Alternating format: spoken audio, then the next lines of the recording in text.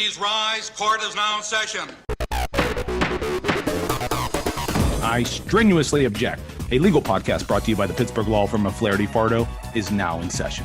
All those seeking information about the law and legal matters affecting the people of Pittsburgh and the Commonwealth of Pennsylvania, half-baked opinions, and a dose of self-indulgence are invited to attend and participate.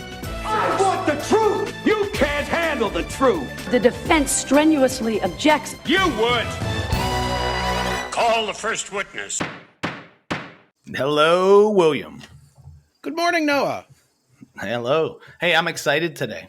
Who wants to have some fun? So I'm excited today. Today, you and I are going to decide the 5 best legal movies of all time, as determined by the 2 best lawyers ever. Bill, I like competition. I think everything in life should be a competition because it makes us better. And today, you and I are going to debate, and we're going to pick teams of legal movies.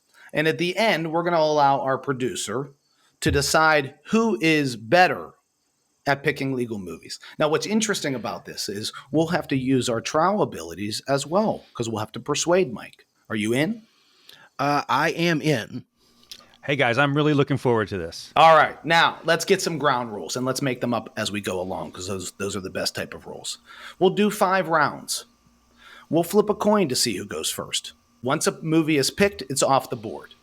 And all we're doing is drafting teams. You in? Yeah, I mean, we're gonna have more than just the 5 greatest movies of all time then in this regard, right? We're going to end up picking 10 different movies to look at. But I like the draft format. It sounds like fun. Each round, there will be a winner. So the 5 will be the best, and we'll see who has the list of the best movies. I am going to beat you so handily. And because I always like to make things not only competitive, but a little bit more exciting, let's gamble. Whoever wins, the loser will handle the next 10 consults that come in because they take time, right? Sure, that sounds like a good bet. I'll take that. So we are playing. The loser will handle the next 10 consults that come in. I have a question. On what basis am I judging these movie reviews? Do I have some criteria to go by? Mike, it's a show about nothing. See, this should be the show. This is the show. What? This. Just talking. It's about nothing. Okay. All we've called this is the best legal movies. Just like we're the best lawyers. It doesn't mean anything. You have to decide what's best.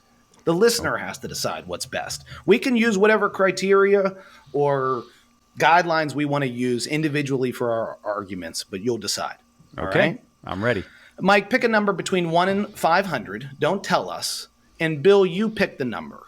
You go first, and I guess I'll go second, and we'll see who's closer. You're allowed to go over. 315. I picked 314. Who's closer, Mike? You are, Noah.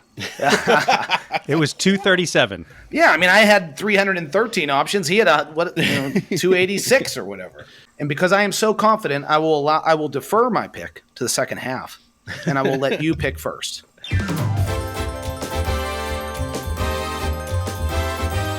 With the first pick in the first round of the best legal movies of all time, who do you select, Bill? I select My Cousin Vinny. Okay, pretty obvious. Now go ahead. Hey, Are you ready, Bill? The hits are the hits for a reason. Yeah, I'm ready. And go. Okay, so the thing to remember and understand about My Cousin Vinny, first of all, it's just hilarious. It's an excellent movie. It's super funny. Marissa Tomei won a Best Supporting Actress nod for it. It consistently wins the various bar association polls about the favorite legal movies among lawyers. And one of the reasons for that, in addition to just plain being funny, is it's actually pretty competent and realistic when it comes to its portrayal of the law. Unlike what I think you will see with a lot of the movies selected later on this list, many of the best scenes in My Cousin Vinny are actual courtroom scenes, examinations of witnesses, things that are handled with a certain kind of detail and knowledge that comes from the fact that one of the main writers of the movie was apparently an attorney and knew enough about the law and favored realism in the approach.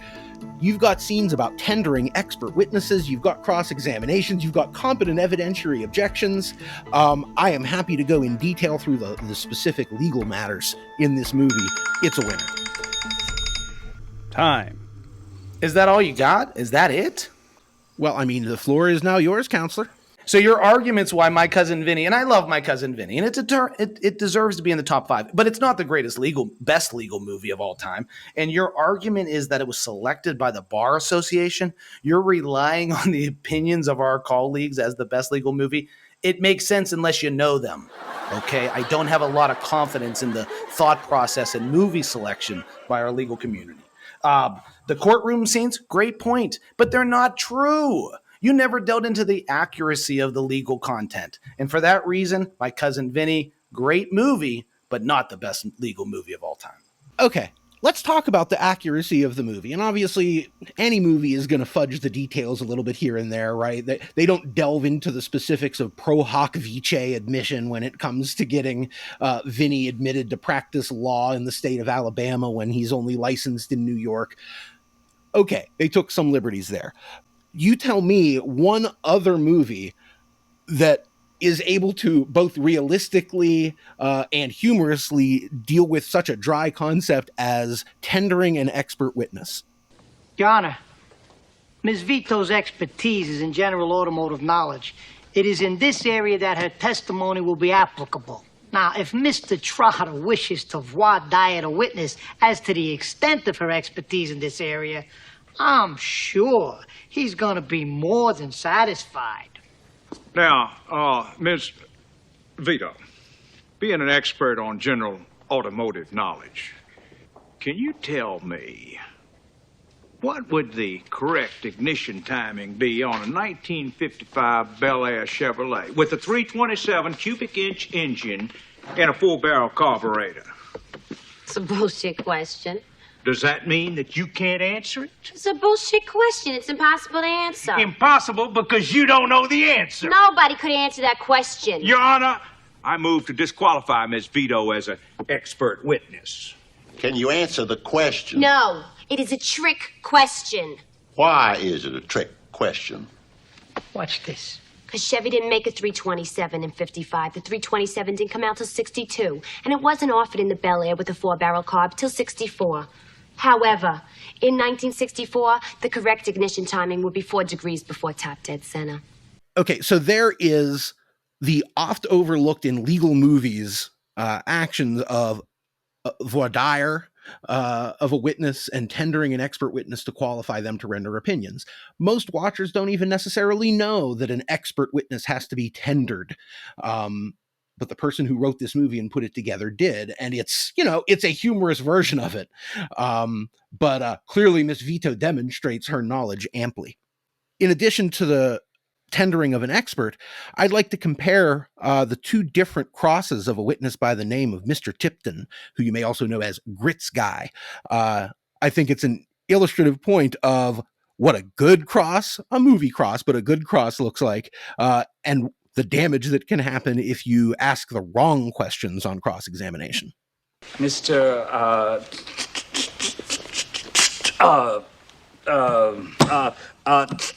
Tipton. Now, when you viewed my clients, how far away were you? About 50 feet. Oh, now, do you think that that's close enough to make an accurate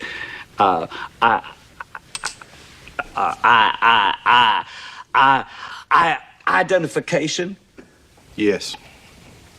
Mr. Tipton, I see you wear eyeglasses. Sometimes. Well, would you care to show those eyeglasses to the jury, please? Thank you. Thank you. Now, Mr. Tipton, were you wearing them that day? No. Well, you see, you were 50 feet away. You made a positive eyewitness identification, and yet you were not wearing your necessary prescription eyeglasses. They're reading glasses.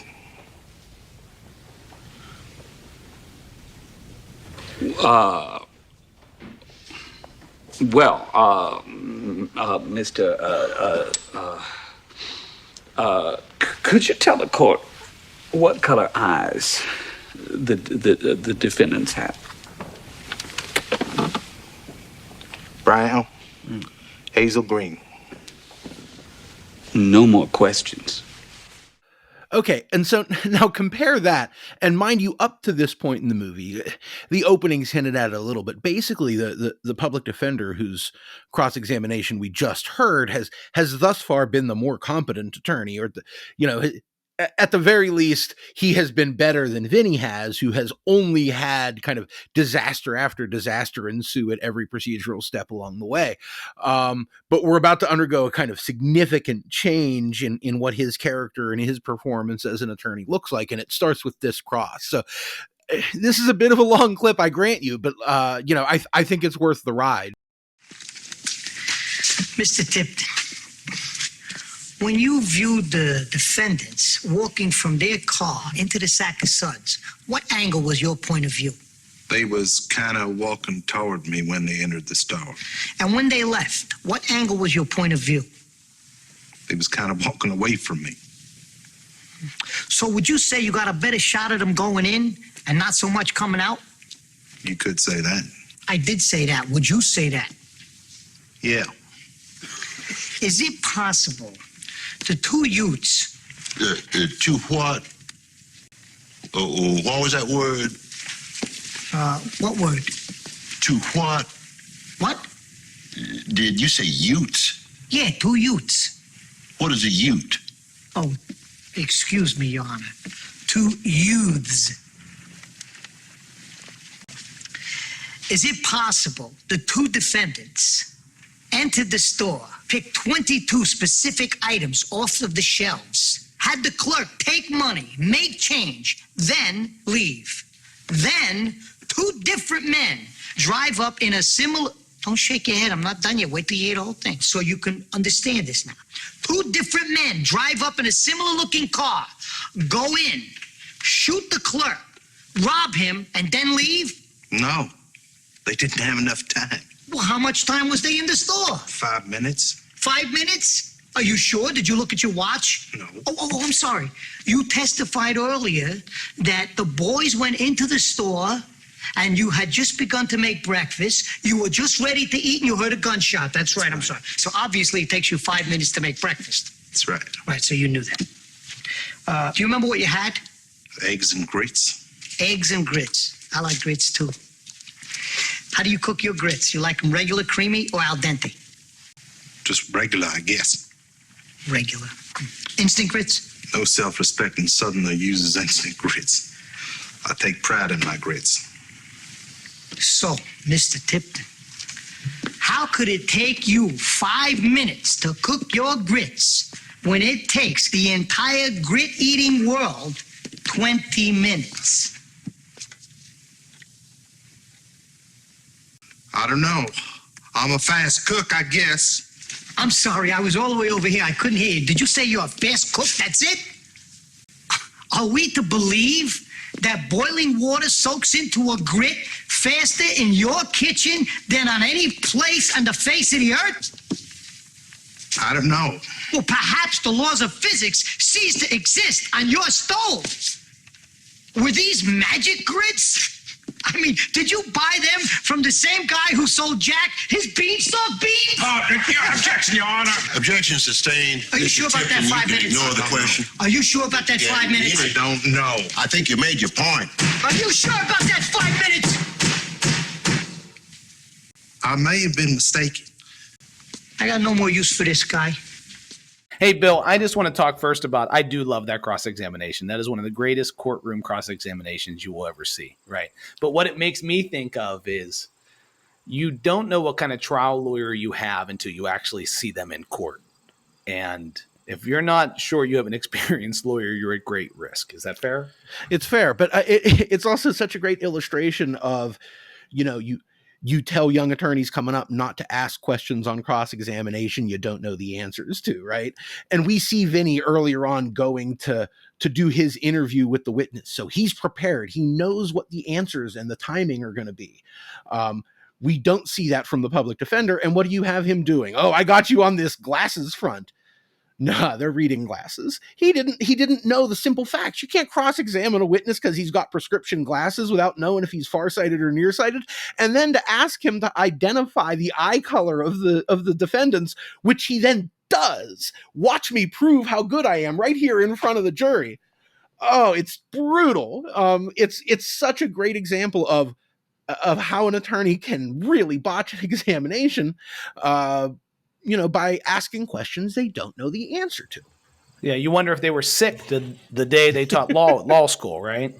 And meanwhile, Vinny's cross-examination is such an example of kind of having the patience to draw it out and laying in wait. And obviously the drama at the end, of him continuing to ask questions over top of the judge's gavel. You don't want to do that in an actual courtroom most of the time. The judge is not going to be happy with you, but it makes for great TV drama. It really does. Would you call Danny DeVito a good lawyer or a great lawyer in this movie?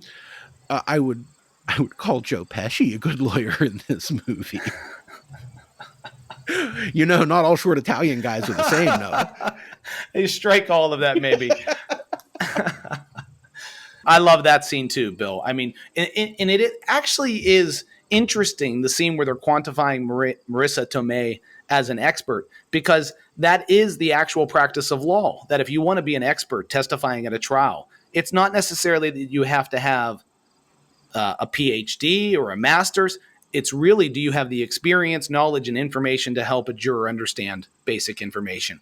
And she was able to be qualified in this movie as an expert. Ms. Vito, what's your current profession? I'm an out-of-work hairdresser. Out-of-work hairdresser. Now, in what way does that qualify you as an expert in automobiles? It doesn't. Well, in what way are you qualified? Well, my father was a mechanic. His father was a mechanic. My mother's father was a mechanic. My 3 brothers are mechanics. 4 uncles on my father's side are mechanics. Ms. Vito, your family's obviously qualified. But, have you ever worked as a mechanic? Yeah, in my father's garage, yeah. What you do in your father's garage? Tune-ups, oil changes, brake relining, engine rebuild some trannies, rear ends. Okay. But does being an ex-mechanic necessarily qualify you as being expert on tire marks? No. Thank you. Goodbye. Sit down and stay there until you're told to leave. Great scene, and I would designate that was factually accurate. Well, let me add one more before we move on. And this is not a comedic high of the movie, but I think it shows the subtle craft that the writers did with My Cousin Vinny in really understanding the law in the courtroom. And that's the cross-examination of the state's tire expert, this Mr. Wilbur. So let's listen to that. Is it possible 2 separate cars could be driving on Michelin model XGV 75R14s? Of course. Let me ask you this. What's the best-selling single model tire being sold in the United States today? The Michelin XGV. And what's the most popular size? 75R14. The same size as on the defendant's car. But 2 faded green 1964 Buick Skylark convertibles? Excuse me. What I'm asking you is if the most popular size of the most popular tire is on the defendant's car. Well, yeah. Look, here's something I don't think I've ever seen anywhere else. It's an incredible example of how you cross-examine, in this case, an expert you had very little notice on.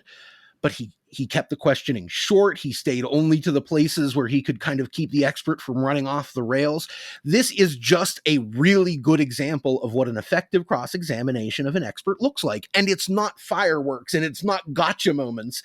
It's just a good, solid example of cross-examination written by someone who obviously knows what that means. Yeah, I did love the cross-examination. From a legal perspective, it is an excellent cross-examination. It's short. It's simple.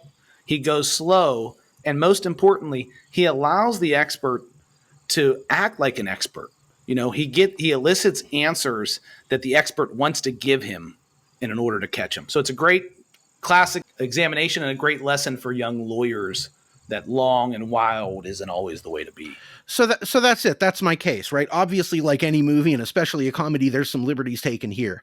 But as far as the way they actually handle the in-courtroom examinations and the mechanics of it, there aren't many examples you're going to find in cinema that are going to top those for excellent and entertaining, legal movies. So. Excellent. All right. Well, look, it's not a bad selection. You're like the Steelers when they select a linebacker in the first round instead of a quarterback. But when you look at my first round selection, I select quarterbacks because I want to win Super Bowls and I want to win this little competition today. So my first pick overall is a 1992 movie with a cast that includes Jack Nicholson, Tom Cruise, Demi Moore, Kevin Bacon, Kiefer Sutherland, Kevin Pollak, and Cuba Gooding Jr., okay? It's A Few Good Men, 1992. Are you ready, Noah? I'm always ready. All right, here we go. And begin. Best legal movie of all time, hands down, is A Few Good Men. It has the greatest legal cast of all time. It has the greatest legal movie scenes of all time. And it has the most memorable line of any legal movie in the history of legal movies. I want the truth! You can't handle the truth! But it's just the beginning of the great lines in this movie.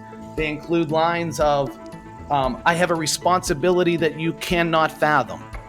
Son, we live in a world that has walls, and those walls have to be guarded by men with guns. Who's gonna do it? You? You, Lieutenant Weinberg? I have a greater responsibility than you can possibly fathom. You weep for Santiago and you curse the Marines.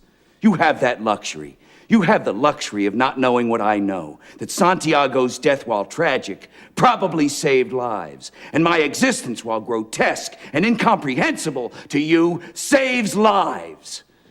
Greatest cast, greatest scenes. It involves murder, it involves military, and it is way more entertaining from a legal basis on the amount of time they spend in the courtroom than My Cousin Vinny. I would be interested in seeing how the numbers work out as far as which of these two movies, one of which, A Few Good Men, assuredly has a much longer runtime than does My Cousin Vinny, but what percentage of those movies are actually spent in the courtroom. I rather suspect there's more courtroom scenes, more meat on those bones in My Cousin Vinny than there is in A Few Good Men. Look, A Few Good Men's a great movie. It's given the name of our podcast, for goodness sake. Objection. Overruled. No, I strenuously object. Oh, wow. You strenuously object, and I should take some time to reconsider. I'm not here to run down A Few Good Men. You can't handle the truth is a great line. Honestly, other than that cross-examination, nothing else that happens in an actual courtroom in A Few Good Men is particularly memorable. The other stuff is good. It's a well-acted movie. It's an interesting movie. It keeps your attention throughout. But if what I want is courtroom fireworks, I have one really big firework, and that's it. That's the list. That's awful, because what holds your attention more than the drama of the courtroom scenes in A Few Good Men? I mean, the cross-examination of Jack Nicholson, the scenes where he wouldn't answer the question and the judge forces him to answer the question and not let him leave the witness stand, that is legally and factually accurate. That is how it plays out.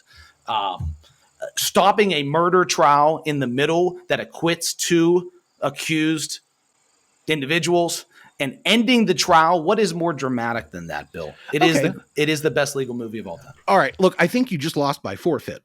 The trial doesn't end in an acquittal. The trial goes to a verdict, and the defendants are still convicted of conduct unbecoming. You have completely incorrectly remembered the end of this memorable wrapped movie of yours. I think that's it. I win in a walk.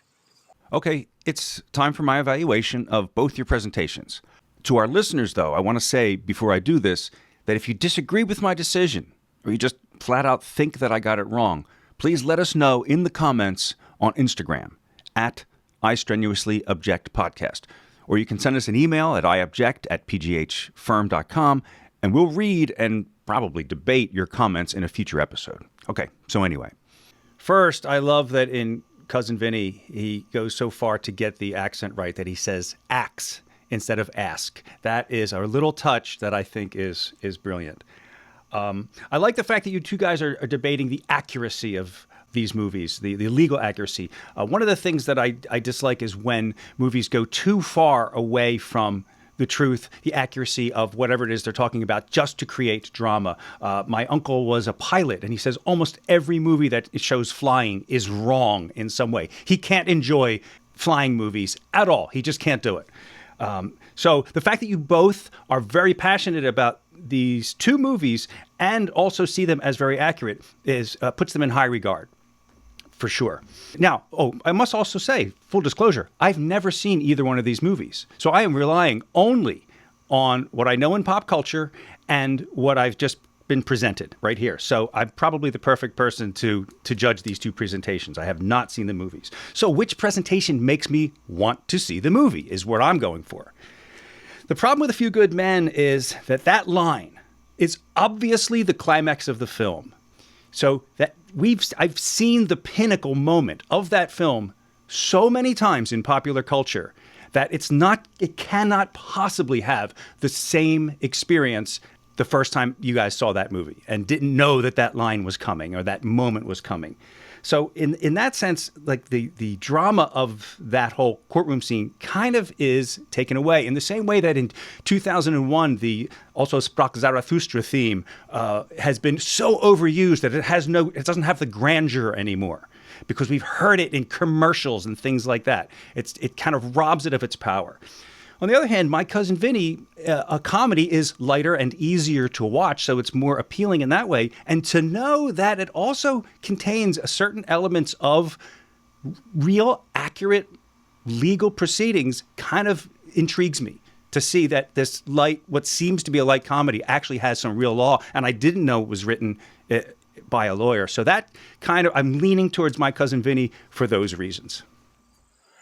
Well, I give kudos where kudos are due. Bill, you win round one from a guy who's never seen either movie, which is why I still think you may be a better lawyer than me. But that's okay. 1-0, Yale Bill. That's right. I'll take my early lead, but you get to take the honors now, right?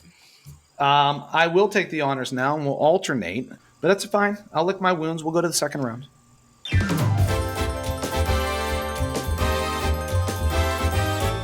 With the second selection in the best legal movies of all time, I am selecting The Rainmaker with Matt Damon. Okay. And you want to start me? And go. So, The Rainmaker, 1997. Matt Damon's a rookie lawyer. He's a real maverick. Can't fit in anywhere. So he meets this bruiser, this older lawyer who runs some strip joints. And he doesn't have any work, and the guy offers him just a percentage of what he makes. So it's all about this young, hungry lawyer. And he ends up signing up this insurance fraud case. And from a legal perspective, this deserves to be at the top of the best legal movies of all time because of the legal drama associated with it. It not only has from the beginning to the end of an entire case, including a very dramatic trial, it also has a shocking courtroom moment involving a cross-examination of Jackie LeManchik, which I will play in a moment. And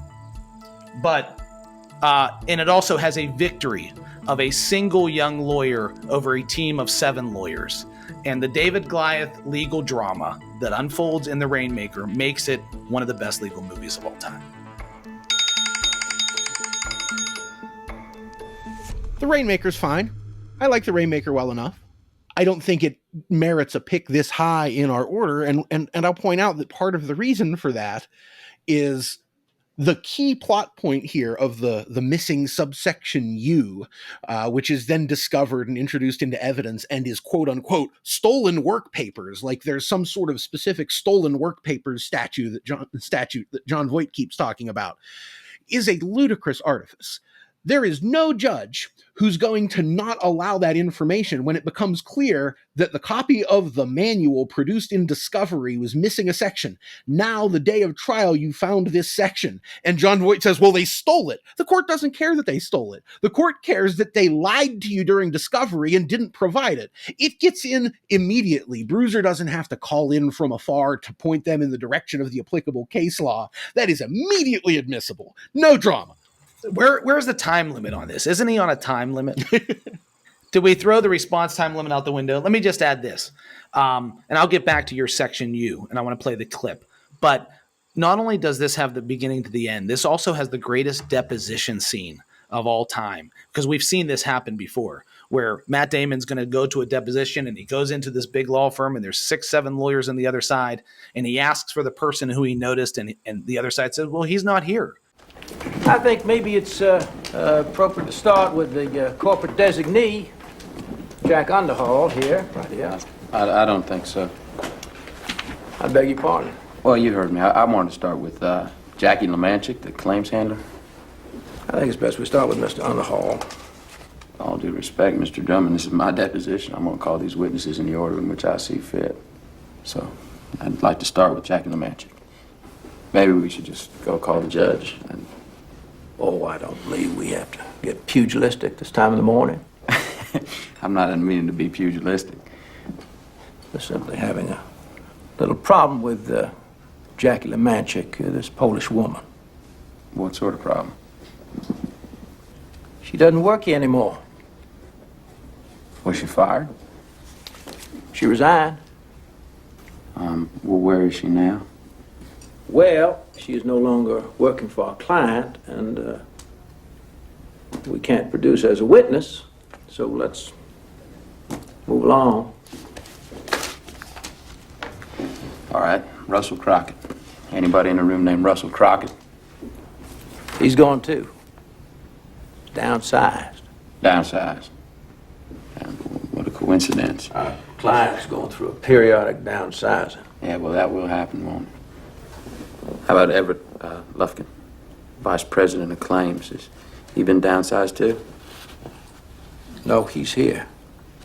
You're Everett Lufkin? Mm-hmm. My congratulations, Mr. Lufkin, on your miraculous survival of the carnage of late here at great benefit.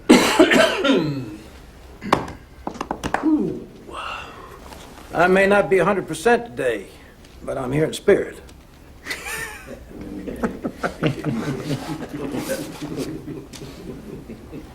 I'm curious. About what? I'm just wondering. Do you even remember when you first sold out? Now, you're an arrogant little pissant, aren't you? I advise you mind your manners. You're in the big water now. Mind my manners. I come up here from Memphis to depose 4 people, 2 of whom are not here. And you tell me to mind my manners? Well, it's your dime. What's your call, son? I'm gonna depose him, Mr. Lufkin over there. Then I'm gonna pack up. I'm gonna go back to Memphis. Tell me you didn't enjoy that part at least. Oh, it was fun. And it's exactly how I would expect a firm of that stature representing, you know, an insurance company of that size to behave. Look, as a plaintiff's attorney, you know, it's a little bit dialed up to 11, but I love the way they portray the insurance company and the insurance company's lawyers in this, and the way that they just deny all the claims as a matter of course. But I do offer as my second exhibit of unrealism, there is this ridiculous jury selection scene that goes on, and it's fun drama, right? Matt Damon knows that his office has been bugged by opposing counsel, so they have a make-believe conversation with a fake juror where it looks like this juror is on the take. And they manage to get John Voight, or whatever his character's name is, to walk into the trap. But the trap itself makes no sense. Anyway, let's play the clip first. Ladies and gentlemen, what I'm about to ask is the most important question of the day. It's a simple question, can be answered yes or no. Listen carefully. Have any of y'all been contacted about this case? This is serious business. Bingo. We need to know now. Let me ask it another way. Did any of you all have a conversation recently, either Mr. Rudy Baylor or directly behind him, Mr. Det Schiffer? Objection, Your Honor. This is an outrage. What are you doing, Mr. Drummond? Your Honor, we have reason to believe that this panel has been tampered with. And he's accusing me. I don't understand what you're doing, Mr. Drummond. Well, neither do I, Your Honor. Neither do I. Approach the bench, please. Your Honor, this panel has been tampered with. I want proof, Leo. I can't say without divulging confidential information, Your Honor. You're just out of your mind. You are acting rather bizarrely. I think I can prove it. How? Accuse us of something like that? Tamper with it's ridiculous. Just allow me to finish questioning the panel. I think the truth will come forth. Any objection, Mr. Beaver? No objection. Very well, proceed.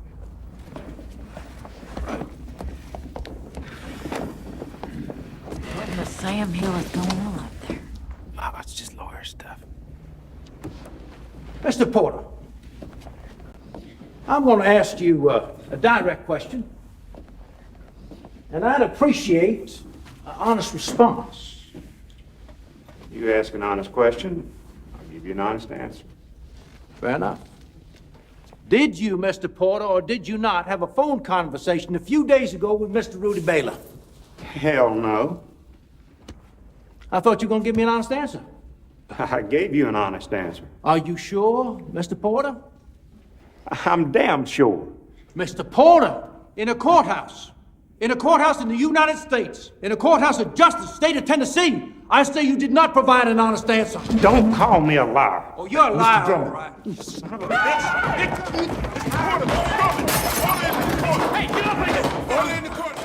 Look, what is he trying to accomplish here? First of yes, he gets a guy who he thinks is a bad juror for him thrown off the jury. He has peremptory challenges. He can just do that. He doesn't need to run this scam of getting the guy to jump out of the jury box and attack Jon Voight. When that happens, okay, I say when that happens, I assume in the history of the law, some prospective juror has physically attacked an attorney once, right? But if that were to ever happen, the whole jury gets excused. You start over selection again. This isn't like some sort of waivable prejudice where the judge is going to let the rest of the jury who just saw this happen sit. Like, congratulations, you now got all of those jurors thrown out and you have to start again. That's all that you would actually accomplish with this strategy. Well, the only thing I'll say in response to that is, number one, Jon Voight is a fabulous lawyer in this movie. And if you enjoy entertainment and legal drama, he is the prototypical lawyer, and he's really good. Hey, you don't think... Sure, that's Jon Voight's pencil. Jon Voight's teeth marks. But I agree with you on that whole getting that juror dismissed was factually inaccurate, though that may have little to do with being ranked in the best legal movies of all time. One more clip from The Rainmaker that I think is worth noting. Has the jury reached the verdict? Yes, we have, Your Honor. Is it written on paper according to my instructions? Yes, sir. Please read the verdict. We, the jury, find for the plaintiff and award actual damages in the amount of $150,000. And we, the jury, find for the plaintiff and award punitive damages in the amount of $50 million. Bill, have you ever heard words so beautiful in all your life? It's a great award. On the other hand, that punitive damages award is so far in excess of the compensatory damages that in any state in the union, even the ones that don't have established law that they have to be proportional, congratulations, you just found yourself grounds for an appeal. I don't understand why the movie ends with the insurance company declaring bankruptcy. All the insurance company is going to do is file an appeal and then settle the case for significantly less than the $50 million that was awarded. All right, second round pick, kid. You're up. So, Bill, what's your next offering? With my second selection, the fourth overall pick and the second of the second round, I select The Devil's Advocate. All right. Are you ready to begin? Oh, I am. You would. And go.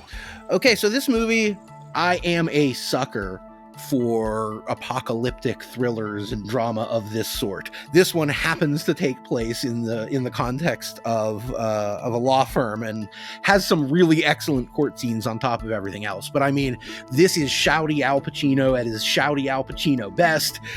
It's Keanu Reeves doing the opposite fish out of water as My Cousin Vinny, right? My Cousin Vinny was a New Yorker down in the South. Here we got a Southerner up in New York talking with a little bit of drawl, and turning out to have been the spoiler alert here, turning out to have been the child of Satan, and hired by the law firm run by his father. It takes some twists and turns in there that if you start off thinking legal drama, you don't quite see coming. But it's an interesting play on the exact dynamic you see in so many of these movies. Young hotshot lawyer called up to the big leagues. They're throwing money at him, and it's going to change his life. We see that all the time, but time's up. Not with The Devil. Yeah. Okay. Look, I love Al Pacino. I love The Devil's Advocate, but it also contains the worst movie line and acting performance of all time. Lose! I don't lose! I win! I win! I'm a lawyer! That's my job! That's what I do! Okay. It doesn't deserve to be in the top 5.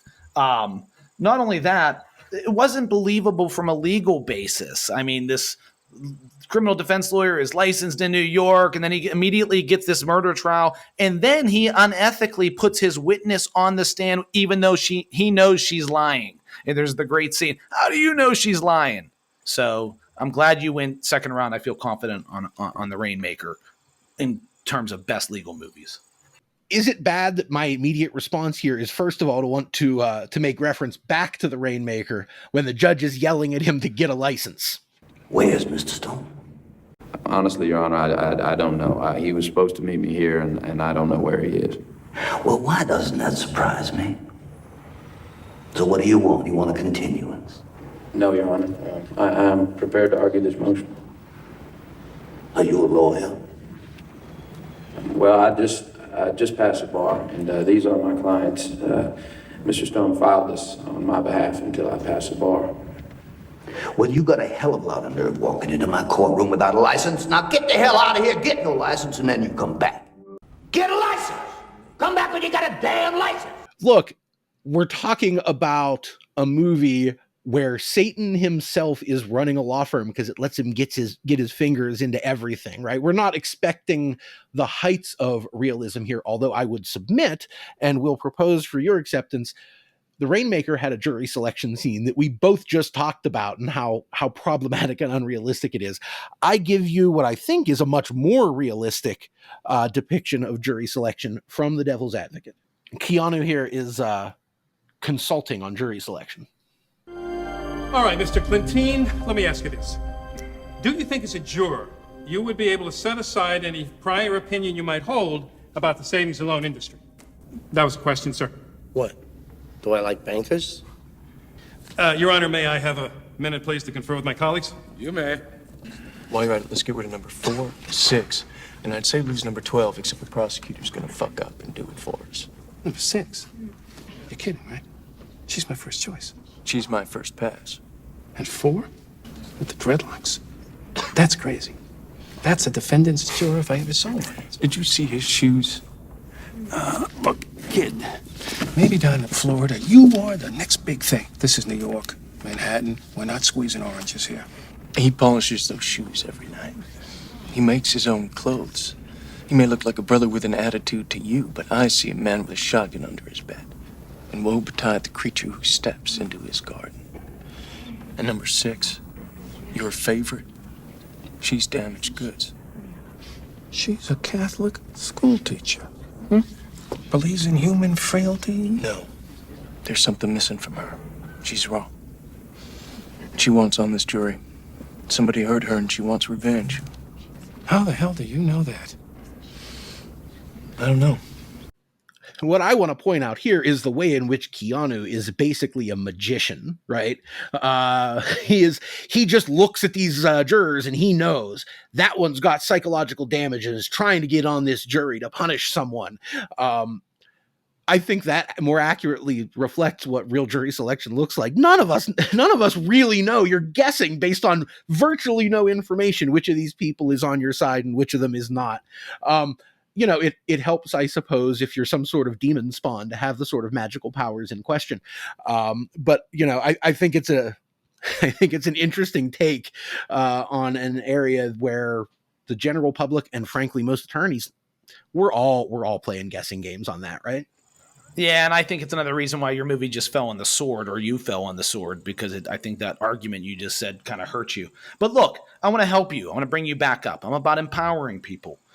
Great lines. I mean, are we negotiating? A lot of potential clients down there. Are we negotiating? Always. What about the money? Can you summon your talent at will? Can you deliver on a deadline? Can you sleep at night? When do we talk about money? Money!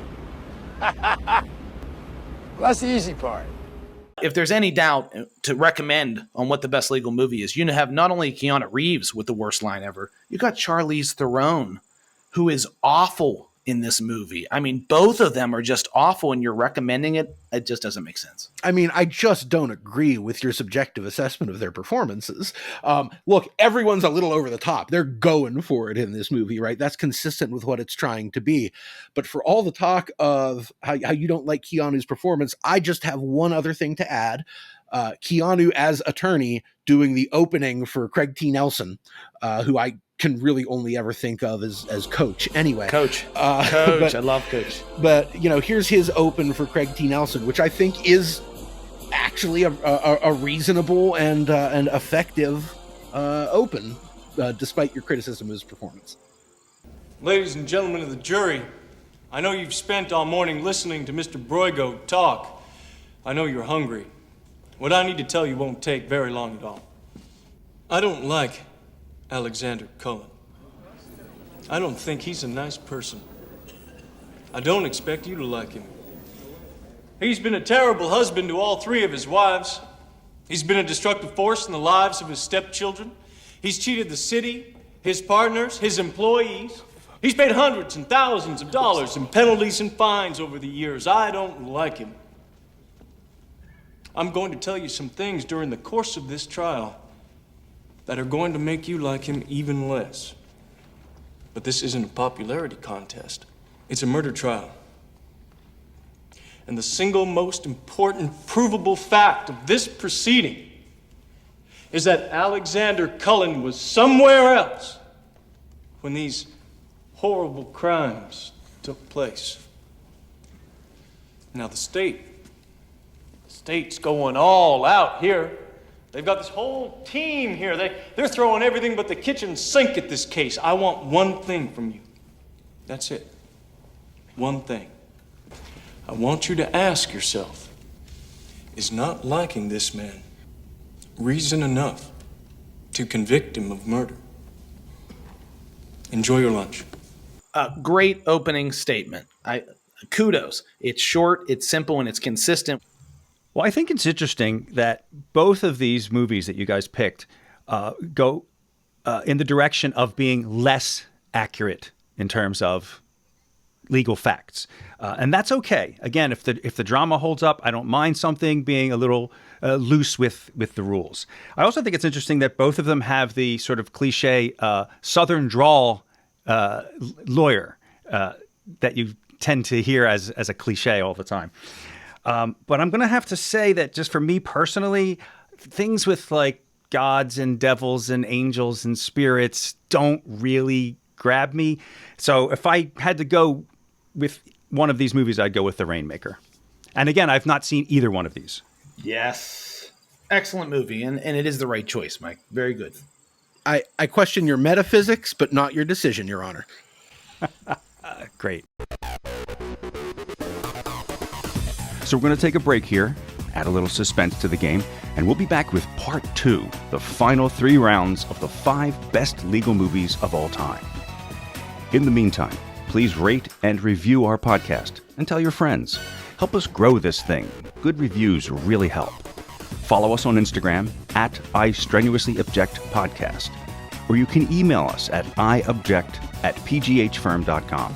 Leave us a comment. Let us know your thoughts about the game, or you can DM us questions for future episodes about any legal matter.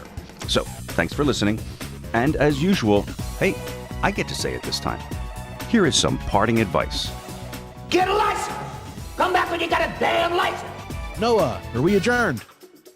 We are adjourned.